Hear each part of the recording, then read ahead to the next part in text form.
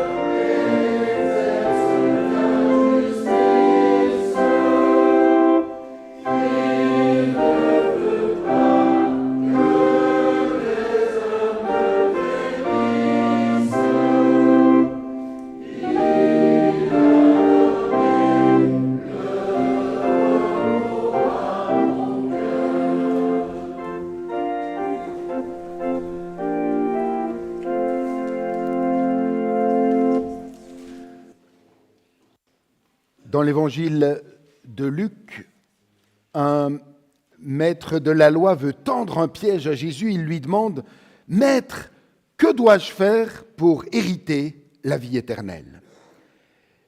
Jésus lui dit « Qu'est-il écrit dans la loi ?»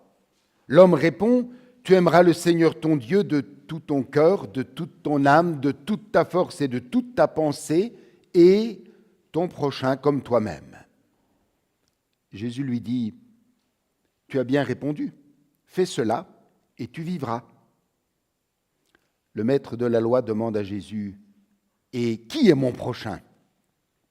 Et la suite du récit, nous la connaissons, c'est la très connue parabole du bon samaritain. Ce matin, je vous propose une autre parabole qui nous aidera aussi à répondre à cette question, « Qui est mon prochain ?» C'est l'histoire d'un vieux rabbin qui demande à ses élèves à quoi on peut reconnaître le moment où la nuit s'achève et où le jour commence. Est-ce lorsqu'on peut sans peine distinguer de loin un chien d'un mouton ? Non, répond le vieux rabbin. Est-ce quand on peut distinguer un dattier d'un figuier ? Non, dit encore le rabbin. Mais alors, quand est-ce donc ? Demandent les élèves. Et le rabbin répond, c'est lorsqu'en regardant le visage de n'importe quel homme, tu reconnais ton frère ou ta sœur. Tant que tu n'y parviens pas, il fait encore nuit dans ton cœur. Chers frères et sœurs, devant Dieu, nous n'avons rien à cacher. Lui, il connaît déjà les méandres de notre cœur, de nos pensées, nos paroles, nos gestes. Confessons maintenant nos péchés. Ce faisant, nous répondons à son appel à la vérité et à la guérison. Et ce matin, je vous propose de nous recueillir avec cette très vieille prière d'un père de l'Église du IVe siècle, un nommé Éphrem de Nisib. Unissons-nous à cette belle confession des péchés qu'il avait rédigée. Seigneur, convertis-moi et pardonne-moi.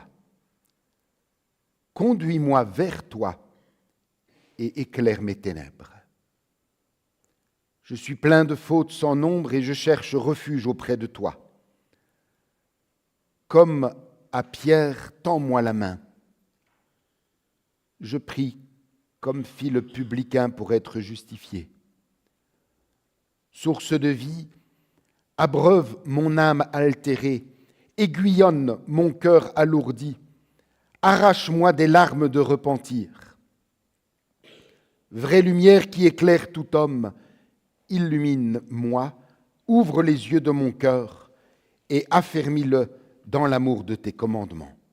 Que je t'aime, toi seul, de tout mon cœur, de toute mon âme. Amen.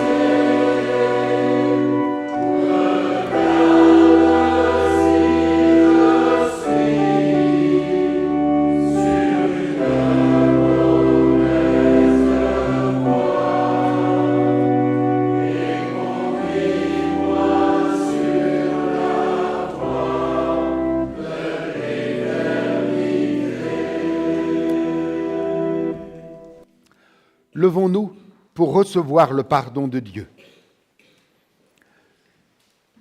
Dieu déclare par la bouche de ses prophètes Jérémie et Ésaïe « Je t'aime depuis toujours et pour toujours. C'est pourquoi je reste profondément attaché à toi. N'aie pas peur, je te libère. Je t'ai appelé par ton nom, tu es à moi. Je te rendrai pur de toutes tes fautes que tu as commises contre moi, je te pardonnerai ta révolte. » Chers frères et sœurs, quelle nouvelle prodigieuse! La grandeur de nos offenses n'a jamais pu diminuer l'immensité de l'amour que le Père a pour ses enfants. Son amour dépasse nos résistances, nos égarements, nos ombres. Dieu accueille quiconque veut revenir à lui, les mains ouvertes et le cœur disponible. À tous ceux qui se tournent vers Dieu et cherchent leur salut en Jésus-Christ, au nom du Père, du Fils et du Saint-Esprit, nous déclarons que Dieu accorde ici et maintenant le pardon de leurs péchés. Amen.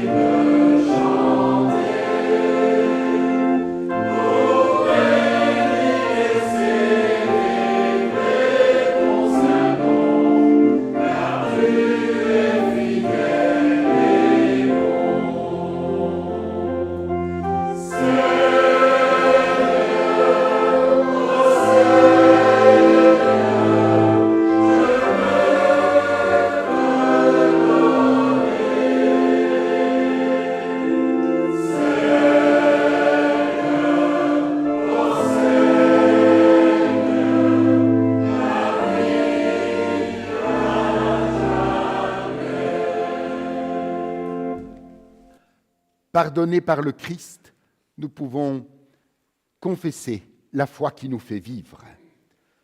Nous croyons en Dieu qui est amour.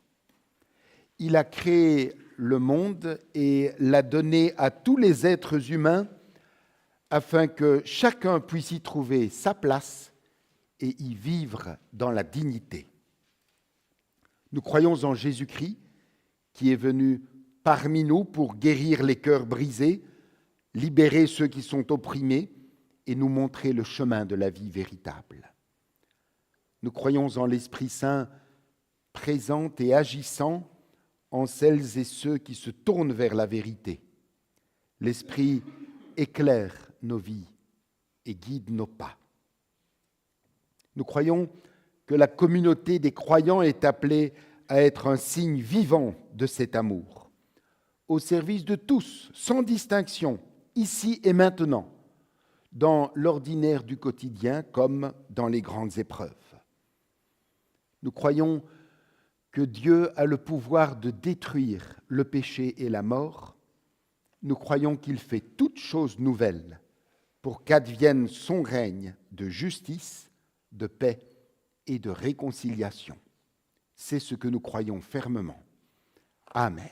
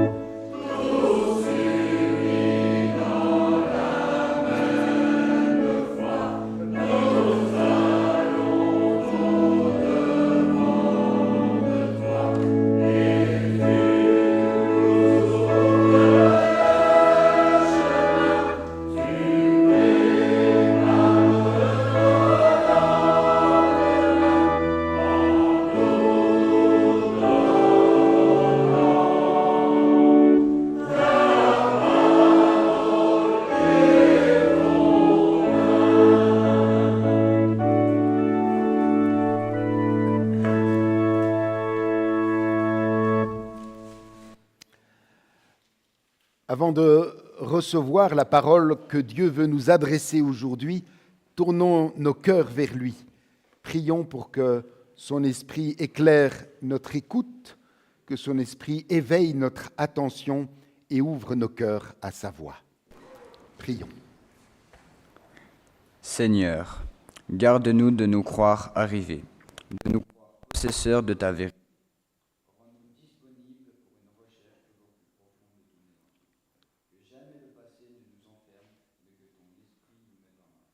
Et de nous de vrais disciples de Jésus-Christ. Amen. Nous écouterons d'abord du livre de la Genèse au chapitre 18, les 8 premiers versets. Genèse 18, à partir du verset 1. Le Seigneur apparut à Abraham près des chênes de Mamré. Abraham était assis à l'entrée de sa tente à l'heure la plus chaude de la journée. Soudain, il vit 3 hommes qui se tenaient non loin de lui. De l'entrée de sa tente, il se précipita à leur rencontre et s'inclina jusqu'à terre. Il dit à l'un d'eux, « Je t'en prie, fais-moi la faveur de t'arrêter chez moi, ton serviteur. On va apporter un peu d'eau pour vous laver les pieds et vous vous reposerez sous cet arbre. Je vous servirai quelque chose à manger pour que vous repreniez des forces, puis vous continuerez votre chemin. Ainsi vous ne serez pas passés pour rien près de chez moi. » Les visiteurs répondirent, « Bien, fais ce que tu viens de dire. » Abraham retourna en toute hâte dans la tente pour dire à Sarah, « Vite, prends 3 mesures de fine farine et fais des galettes. » Ensuite, il courut vers le troupeau, choisit un veau tendre et gras. Il le remit à son serviteur qui se dépêcha de le préparer. Quand la viande fut prête, Abraham la plaça devant ses visiteurs avec du lait caillé et du lait frais. Ils mangèrent tandis qu'Abraham se tenait debout près d'eux, sous l'arbre. Nous écouterons ensuite de la seconde épître aux Thessaloniciens au chapitre 2, les versets 13 à 17. 2 Thessaloniciens 2, à partir du verset 13. En ce qui nous concerne, remerciez Dieu à votre sujet, frères et sœurs qui êtes aimés du Seigneur, car Dieu vous a choisis, vous les premiers, pour que vous soyez sauvés grâce à l'Esprit Saint qui vous fait vivre pour Dieu et grâce à la foi qui vous conduit vers la vérité. Dieu vous a appelés à cela par la bonne nouvelle que nous vous avons annoncée. Il a voulu que vous ayez part à la gloire de notre Seigneur Jésus-Christ. Ainsi, frères et sœurs, demeurez fermes et retenez les enseignements que nous vous avons transmis, soit oralement, soit par notre lettre. Notre Seigneur Jésus-Christ lui-même et Dieu notre Père nous ont aimés et nous ont donné, par grâce, un réconfort éternel et une bonne espérance. Qu'il remplisse vos cœurs de courage et qu'il vous accorde la force de pratiquer toujours le bien, en actes et en paroles. Et l'évangile de ce matin se lit dans l'évangile de Luc au chapitre 19 à partir du verset 1er. Luc 19 à partir du verset 1er.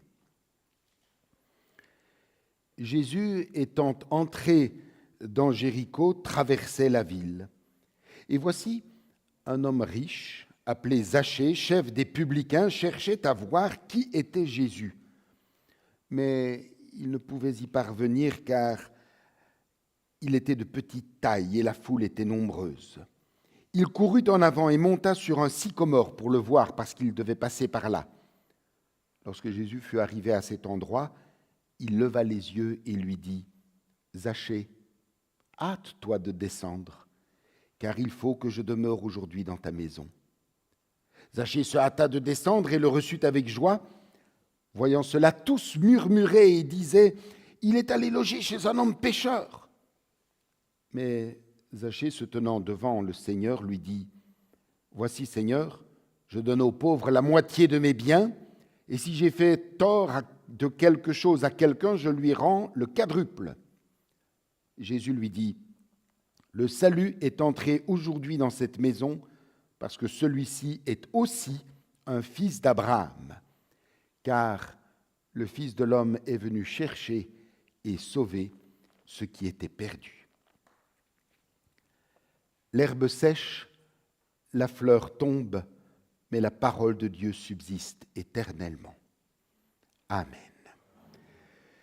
Et pour nous préparer à méditer ces textes, je vous invite à chanter du cantique 231, les strophes 1 et 2.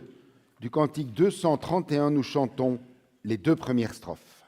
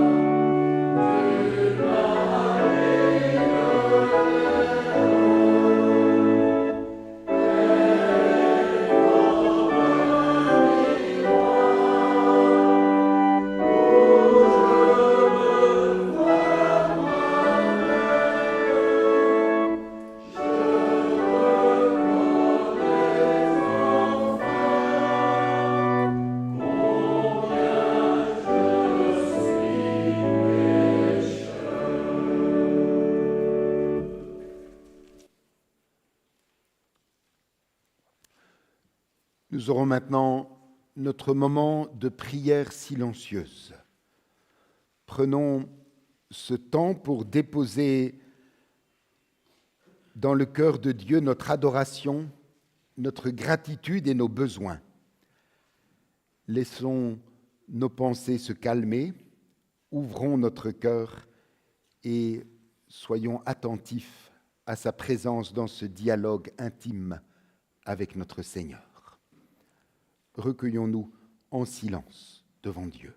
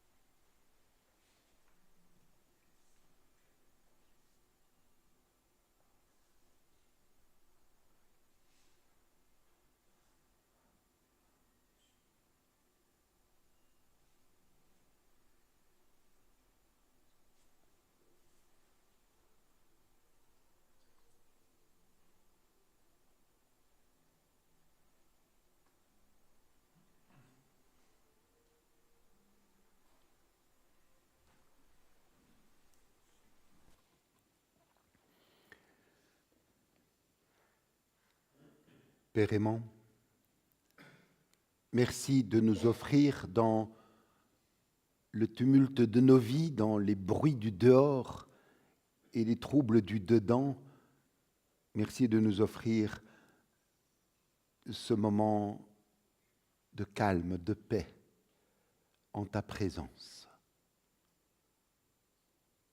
Merci pour ce rendez-vous auquel tu nous convies semaine après semaine et qui nous offre l'occasion de marquer une halte dans la course effrénée de nos vies ordinaires, une halte pour nous permettre de nous reposer, nous resituer, nous recentrer sur ce qui compte vraiment dans la vie et nous ressourcer aussi à l'eau vive de ta parole. Merci Père pour cette communion fraternelle que tu nous permets de vivre dans ta maison. Merci de nous unir aux enfants qui sont à l'école du dimanche, qui ensemble préparent la fête de Noël, aux moniteurs et monitrices qui en ont la responsabilité. Unis-nous aussi à tous nos frères et sœurs qui n'ont pu se déplacer ce matin et qui vivent ce culte avec nous à partir de chez eux. Aide-nous à toujours avoir à l'esprit que c'est ensemble que nous vivons cette heure de culte à ta gloire.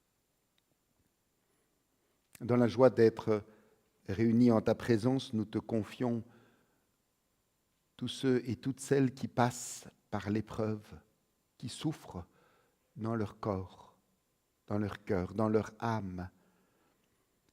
Tous ceux qui se débattent dans des tensions interpersonnelles, tous ceux qui ont perdu courage, qui désespèrent, qui doutent. Père aimant, mieux que quiconque, tu sais ce dont chacun a vraiment besoin. Veuille, nous t'en prions, étendre ta main et bénir. Offre à chacun un abri sûr où reprendre courage. Père, comme chaque dimanche, nous te prions aussi inlassablement pour tous ceux et toutes celles qui ont choisi de ne pas répondre à ton appel et qui ont décidé de placer ailleurs leurs priorités. Garde-les, nous t'en prions, et touche leur cœur.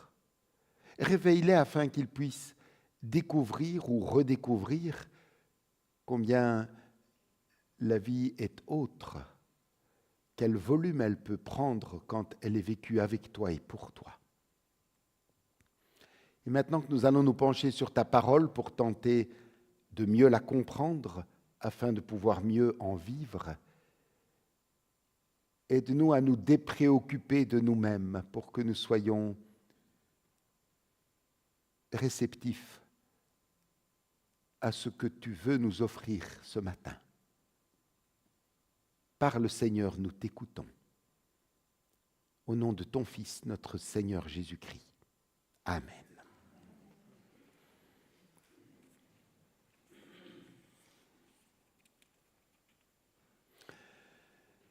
Chers frères et sœurs, vous l'aurez peut-être remarqué à la lecture, le récit de l'Évangile que nous venons de relire était au cœur de notre culte de rentrée pour et avec les enfants début septembre.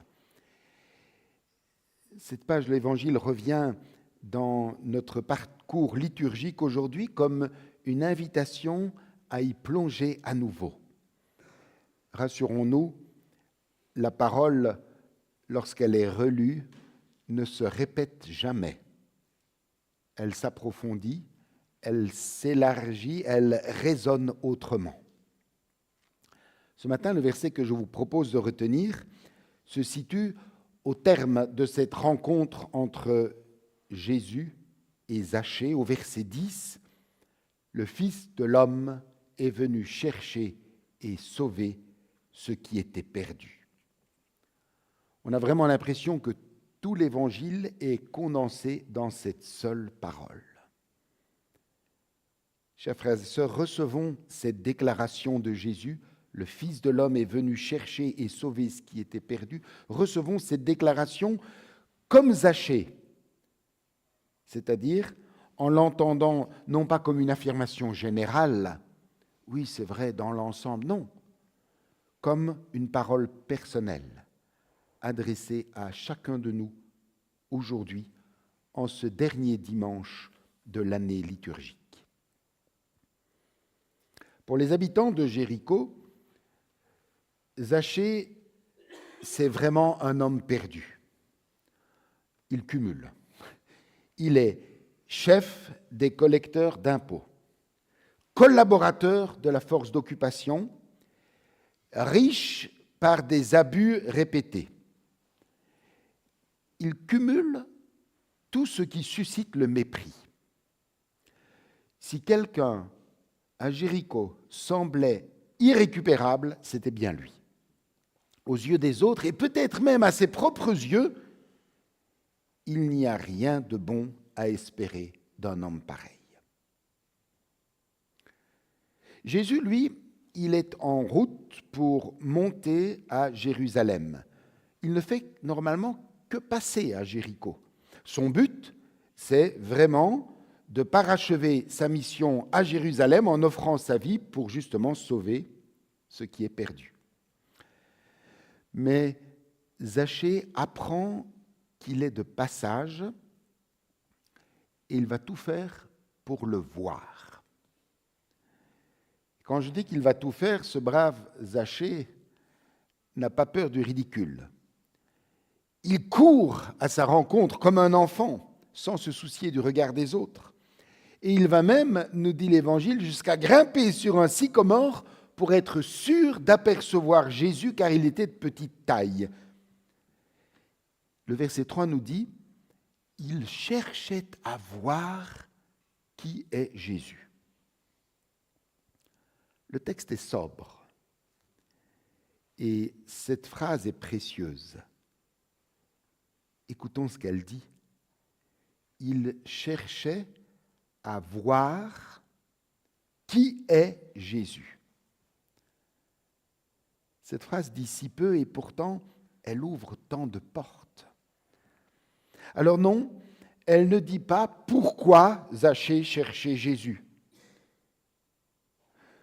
Nous ne sommes informés nullement sur ses motivations, ses sentiments, son état intérieur. Luc, l'évangéliste, reste totalement silencieux. Et ce silence est une grâce pour nous. Pourquoi ?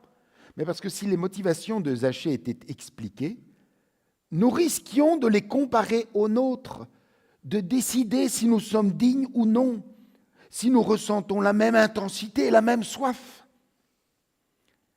Mais Luc choisi de ne nous donner aucune justification. Il nous dit simplement, Zachée cherchait à voir Jésus. Même s'il ne savait probablement pas très bien pourquoi lui-même. Ce silence de l'Évangile résonne en nous comme une question. Et nous, pourquoi cherchons-nous Jésus aujourd'hui ? Pourquoi venons-nous à lui ce matin ? Qu'attendons-nous de lui ? Savons-nous seulement ce que nous espérons ? Alors peut-être que nous avons à ces questions une réponse claire. Peut-être pas. Peut-être est-ce pour certains un mélange de curiosité, de fatigue, d'espérance timide. Peut-être que nous-mêmes n'arrivons pas à mettre des mots sur ce qui nous amène ici. Et c'est très bien ainsi, car l'Évangile nous apprend que Jésus n'a pas besoin d'une motivation parfaite pour entrer dans une vie. Il a seulement besoin d'une ouverture, une minuscule ouverture. Le texte nous dit, Zachée cherchait à voir Jésus. Et Jésus s'arrête. Chers frères et sœurs, c'est vrai que ce texte ne nous dit pas pourquoi Zachée cherchait Jésus, mais il nous dit que Zachée cherchait Jésus. Et rien que ça, c'est déjà énorme. Ça a d'ailleurs suffi à tout bouleverser. Zachée, cet homme qui était enfermé par la quête du profit, replié sur lui-même, trouve la force de se mettre en mouvement. Une fissure s'ouvre dans sa carapace par le simple fait de chercher, ne serait-ce qu'à voir Jésus. Notre homme s'ouvre déjà. L'important, ce n'est pas pourquoi il s'est ouvert, mais qu'il s'est ouvert. Et cette ouverture minuscule a permis à la lumière d'entrer. Jésus perçoit cette ouverture naissante. Et parce qu'il est venu chercher et sauver chacun, il s'arrête, alors qu'il n'était là que pour passer à travers la ville. Il s'arrête, il choisit de s'arrêter et il appelle Zachée par son prénom. Zachée, hâte-toi de descendre, il faut que je demeure aujourd'hui dans ta maison.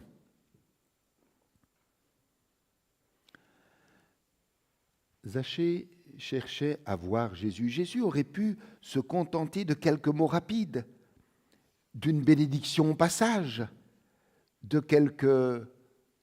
même un petit salut de la route, mais non. Jésus veut demeurer chez cet homme.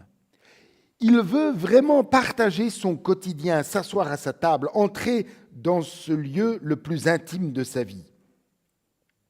Remarquons en passant que Jésus ne force jamais la porte, il ne s'impose pas.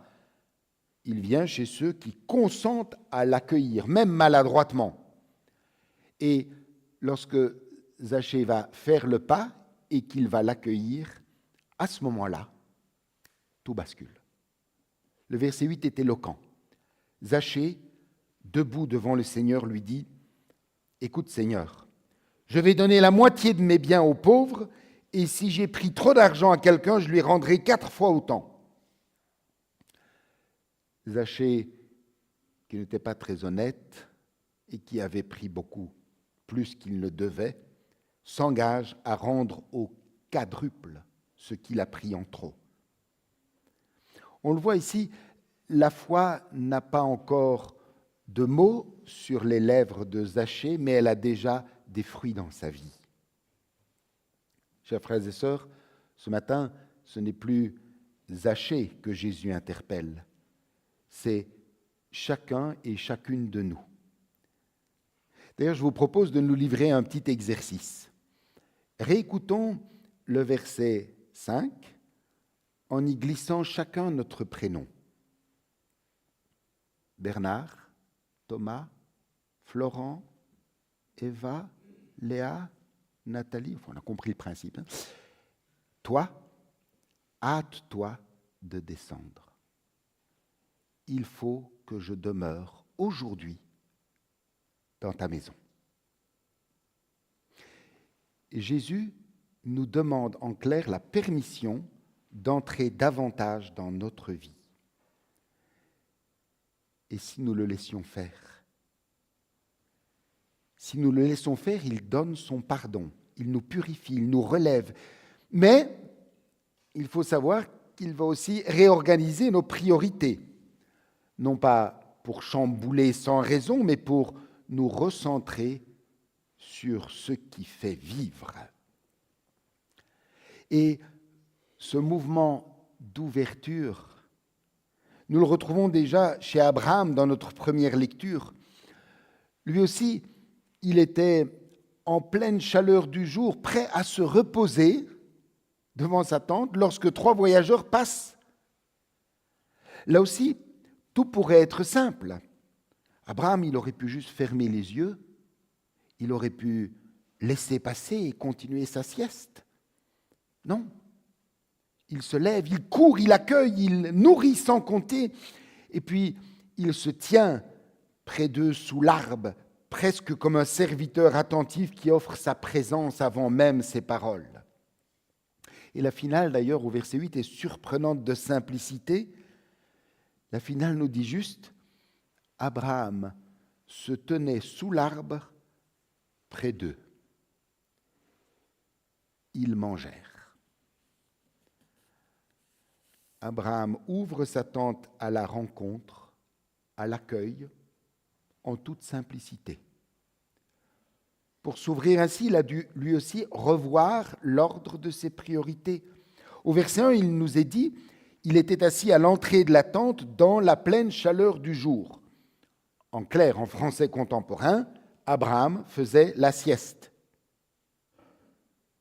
Pour accueillir ses hôtes inattendus, il accepte de ne plus penser à son bien-être, mais d'être là pour les autres.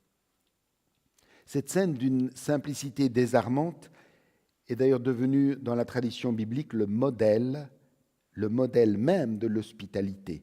C'est pour ça que Jésus dit à propos de Zachée, « Aujourd'hui, le salut est entré dans cette maison parce que lui aussi est un fils d'Abraham. » Zachée, le collecteur d'impôts, retrouve en accueillant Jésus quelque chose de l'hospitalité d'Abraham.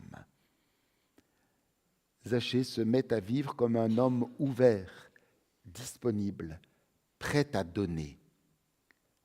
Le salut entre dans sa maison, non par ses mérites, mais par l'accueil offert à Jésus.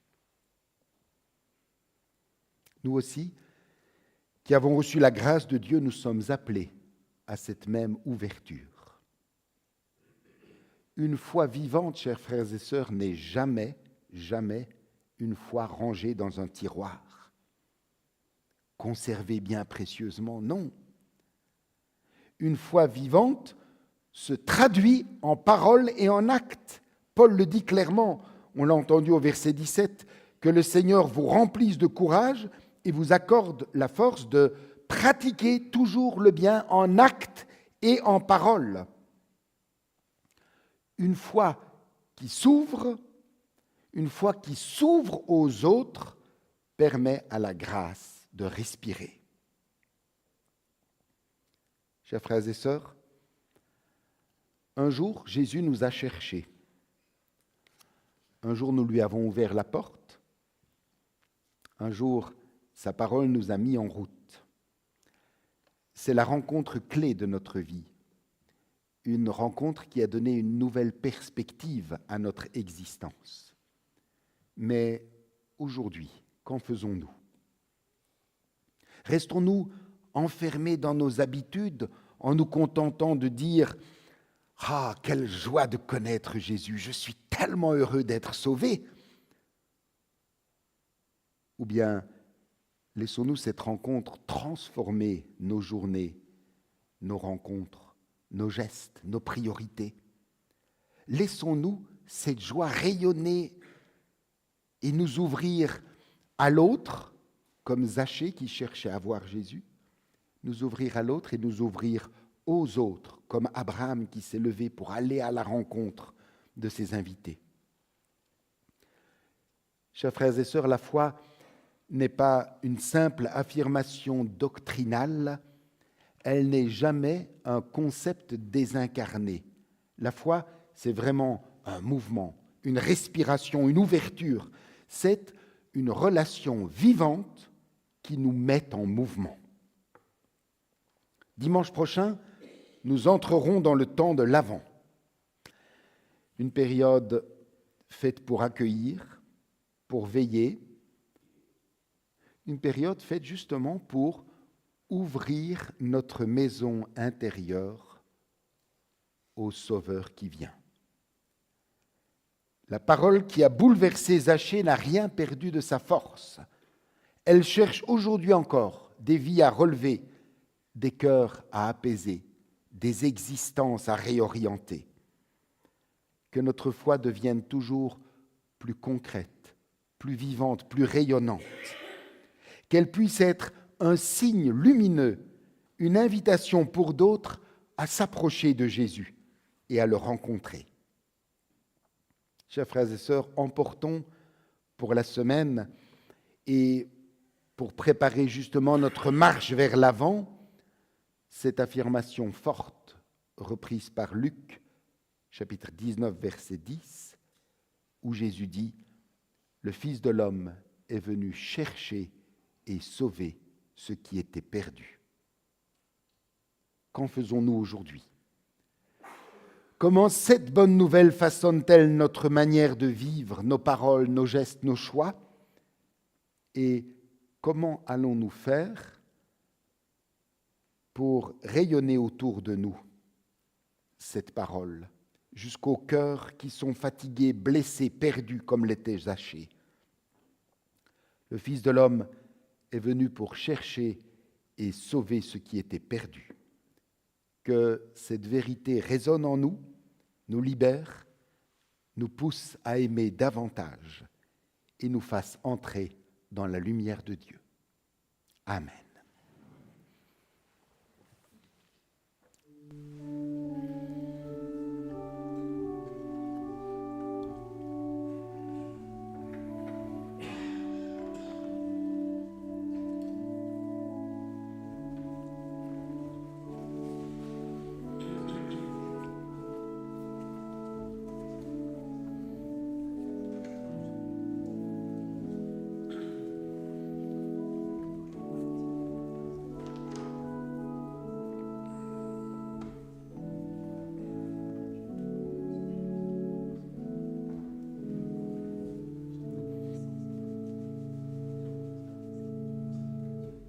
C'est le moment des annonces.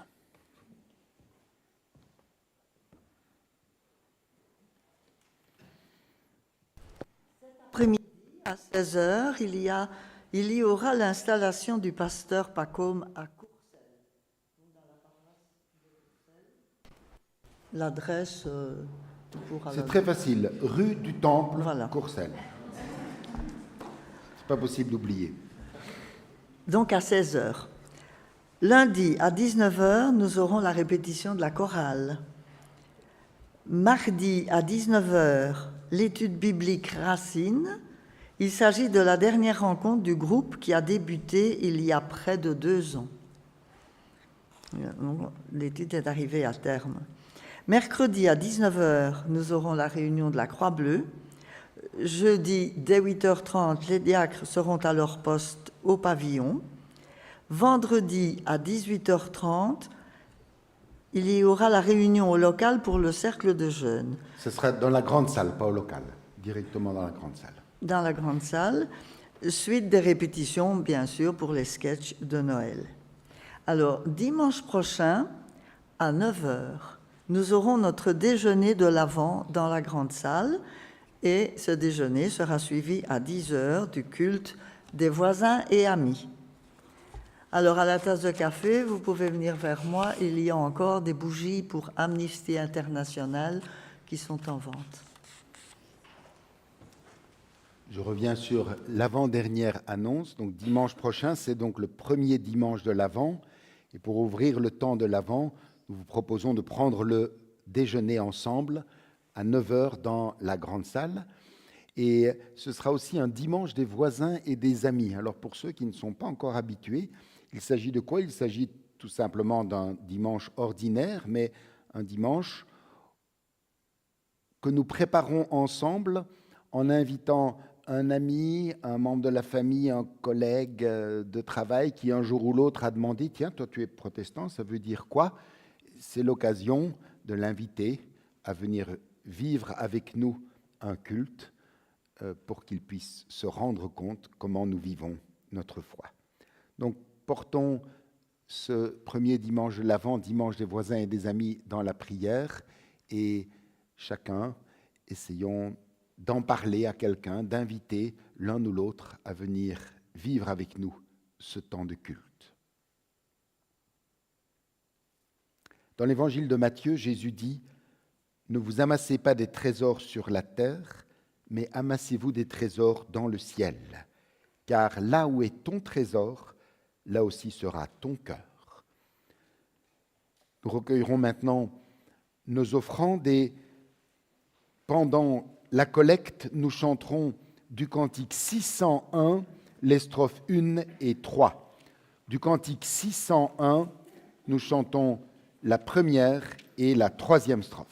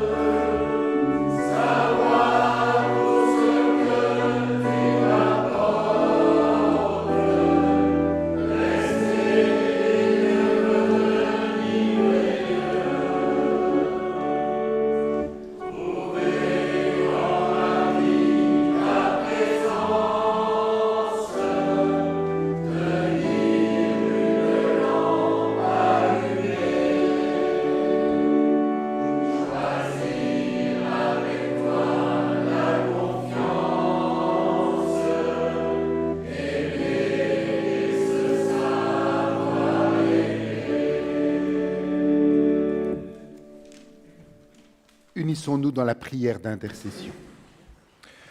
Notre Dieu, tu es avec nous dans la joie comme dans la peine, et tu désires pour chacun la joie. Tu es avec nous dans la vie comme dans la mort, et tu veux pour chacun la vie. C'est pourquoi nous déposons devant toi les soucis, les questions et les détresses des hommes, des femmes et des enfants. Console et réconforte tous les affligés, tous les malades du corps ou de l'âme, tous ceux qui souffrent en ce monde. Avec ton secours, aide-nous à aller vers eux avec amour et compassion. Fais connaître ta parole, l'évangile de Jésus-Christ, à chaque homme, femme et enfant, car nul ne peut te connaître pleinement, ô notre Père, si ce n'est par ton Fils Jésus-Christ, et par ceux à qui il t'a fait connaître. Donne-nous la force de ne pas avoir honte de ton évangile, mais de parler de toi avec délicatesse et assurance auprès de ceux et celles que tu mettras sur notre chemin. Seigneur, nous te confions enfin tous ceux que nous aimons, dans le nom de ton Fils, notre Sauveur. Amen. Amen.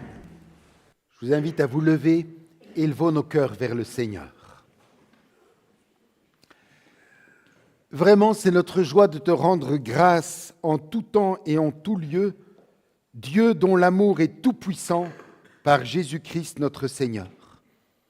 Quel que soit notre âge, tu nous as rassemblés, nous qui sommes tous tes enfants.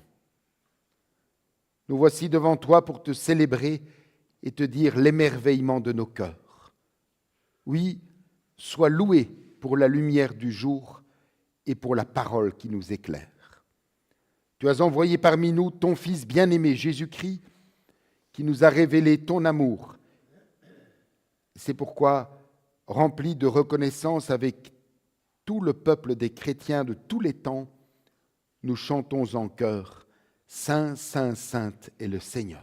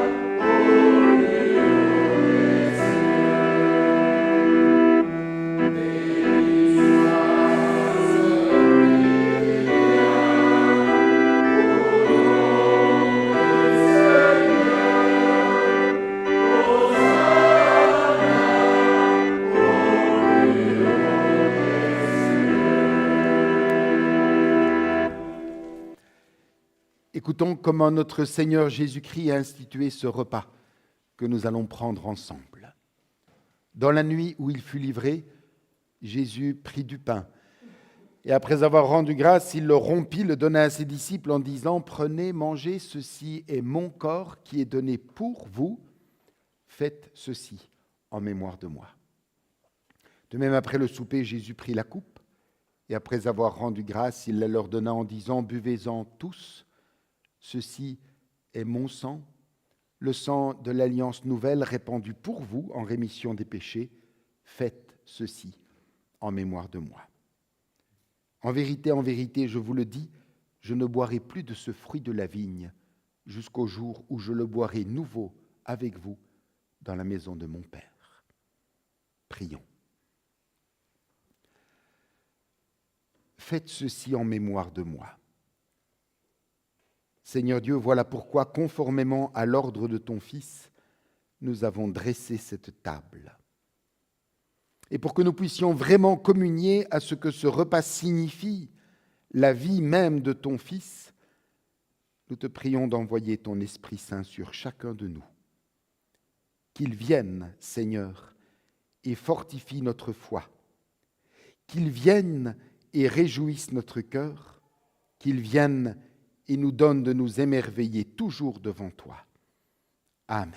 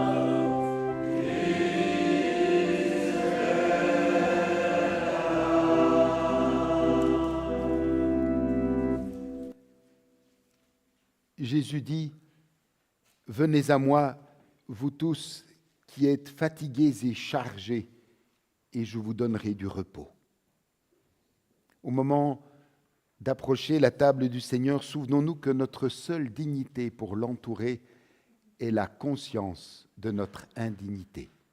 Et j'invite ceux qui sont au deuxième rang à se mettre là, à passer devant. Même chose là-bas.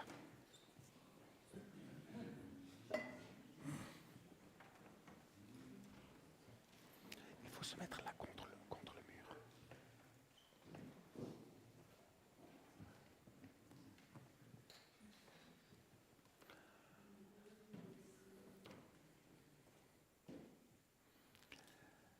Le pain que nous rompons est la communion au corps de notre Seigneur Jésus-Christ qui a été donné pour nous.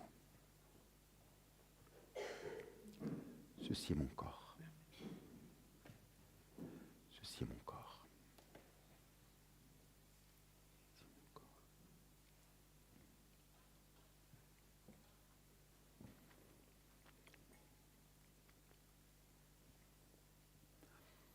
Lorsque nous recevons le pain, nous communions d'emblée, et lorsque nous recevons la coupe, nous la gardons en main pour pouvoir communier ensemble.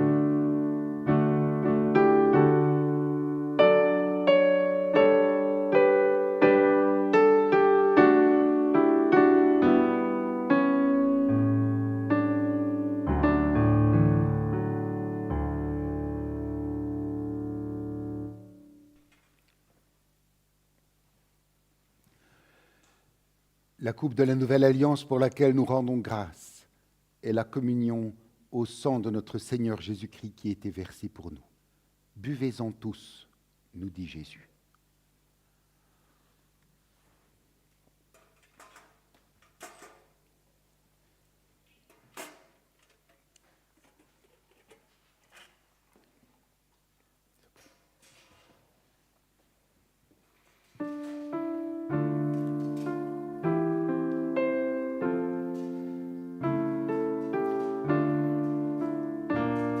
Éternel, fais-moi voir ta bonté et accorde-nous ton salut. J'écouterai ce que dit Dieu l'Éternel, car il parle de paix à son peuple et à ses fidèles, pourvu qu'il ne retombe pas dans la folie. Oui, son salut est près de ceux qui le craignent, afin que la gloire habite dans notre pays. La bonté et la fidélité se rencontrent, la justice et la paix s'embrassent. La fidélité germe de la terre et la justice regarde du haut des cieux. L'Éternel aussi accordera le bonheur. La justice marchera devant lui et imprimera ses pas sur son chemin. Seigneur éternel, fais-nous voir ta bonté et accorde-nous ton salut.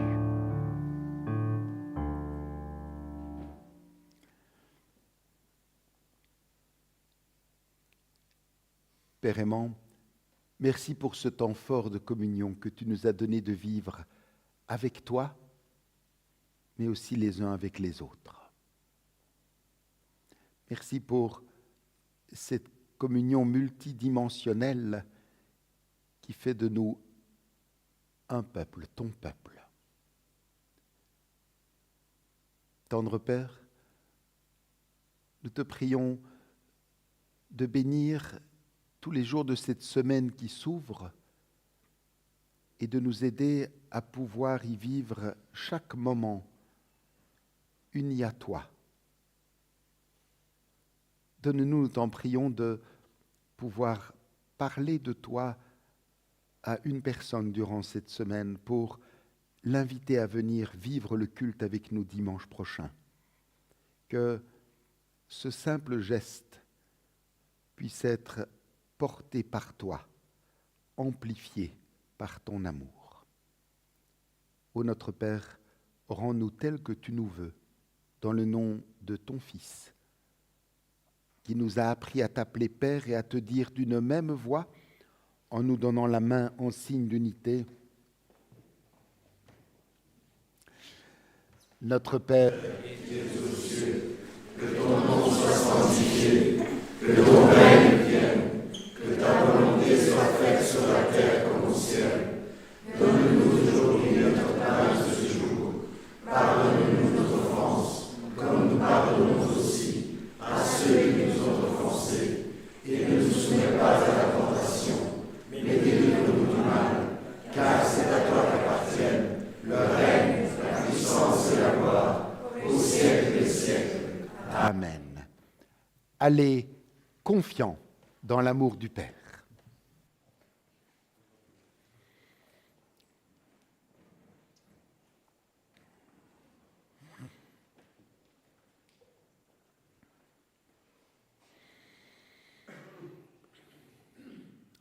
Écoutons l'exhortation et recevons la bénédiction de la part de notre Dieu. Chers frères et sœurs, emportons pour la méditer pendant la semaine cette parole forte de Jésus reprise dans l'évangile de Luc, chapitre 19, verset 10. Le Fils de l'homme est venu chercher et sauver ce qui était perdu. Que la grâce de notre Seigneur Jésus-Christ, l'amour infini de Dieu le Père et la communion vivante de l'Esprit Saint vous accompagnent et vous fortifient, vous et vos familles.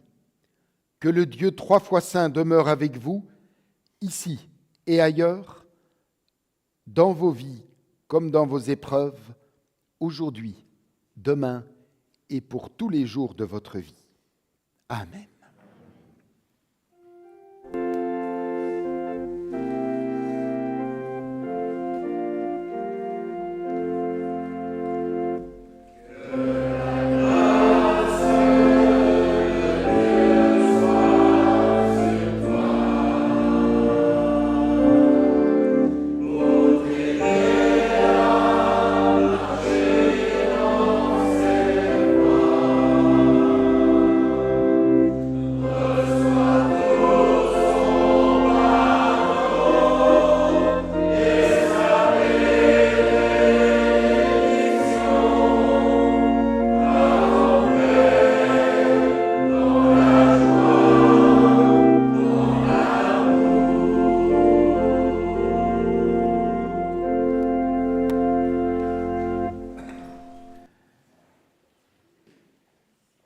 Comme nous en avons l'habitude, quelques mots pour les frères et sœurs qui ont vécu ce culte avec nous, qui sont loin de nos murs, mais proches par l'esprit.